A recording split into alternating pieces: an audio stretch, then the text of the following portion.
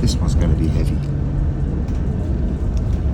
You know, all of us have things in our life that weigh heavy on our mind and on our soul and on our thoughts. It could be things about our physical appearance. It could be things about our unpleasant childhood experiences. It could be things that somebody said to us that we can never erase from our mind and it stays with us, it seems, till the end. Whatever it is, all of us have some things that we wish were not there, that we wish we could eliminate, that we wish we could somehow resolve, that weigh heavy on us, that in a way, for lack of a better term, bother us.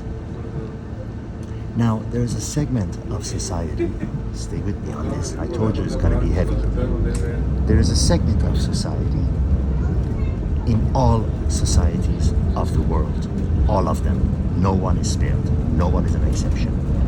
There are certain people that have more than their share of the normal life frustrations, let's call it.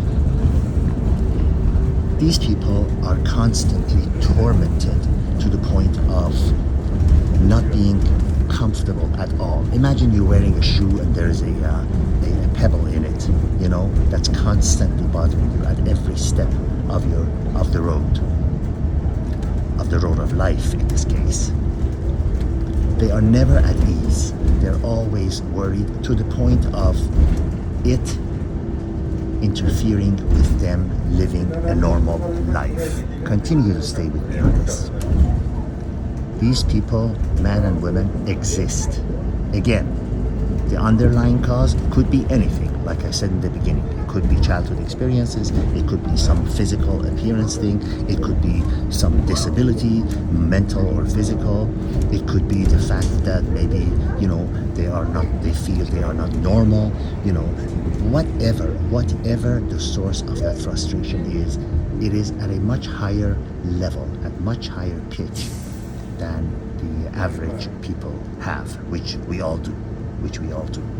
Now, these people are constantly seeking a method, a way, a road to salvation, a road to be able to remedy and to mitigate the pains that this frustration, that this thing is causing them. Some of them, sadly, I might say, sadly, decide to end their life.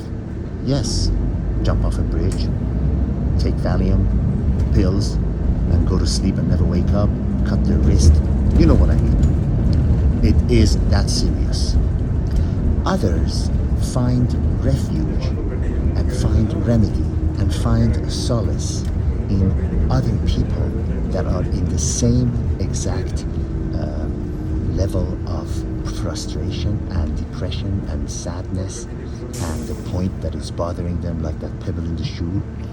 They find misery loves company, for lack of a better phrase. They find a welcoming remedy in the company of others that are at the same elevated level of frustration and pain and discomfort due to the various sources of whatever it is that is bothering them that I discussed with you earlier in the video. So not only they find a remedy, you know, in the company of those people that are at the same level, but then together they will point at an entity that is the source of their frustration. That if that entity were to be eliminated, then all of their problems, all of these things that is bothering them in life, all of these painful feelings and discomfort and isolation and frustration will magically vanish. It is that entity. They convince themselves, and the group band together because they're all desperate, like a person, you know, drowning in the ocean. They're desperate for something to salvage them. So they think that if they want so much to believe that they believe it. If this were to be eliminated, this entity, you know, then all of these problems I've been suffering in all my life will go away. Like the crazy guy in Germany who blamed one group of people for all that ails Germany, all of Germany's economic and other problems. And there were so many that, got on the boat with him and got on that crazy boat and agreed with him. And now, these people that I've been describing in this video have found that entity, have found that source of problem, that source of frustration, that source of pain to be a man called Donald Trump. They have convinced themselves, even though some of them might know better, and some of them are too whacked out to even know, they actually do believe it, that it is Donald Trump that is the source of all of their misery in life and the frustrations in life. And if he were to somehow be gone, whether it's from a public office, political office, or from life itself, as you know, some crazies who have attempted to do that, then all of these painful issues, problems they have in life will disappear. Of course, it's not true, but they believe it. And you and I both know, whatever you believe, it is your truth. This is why you've come across people, I know you've come across people, I know I have, whether directly or indirectly, where the mention of Donald Trump's name will send them flying off.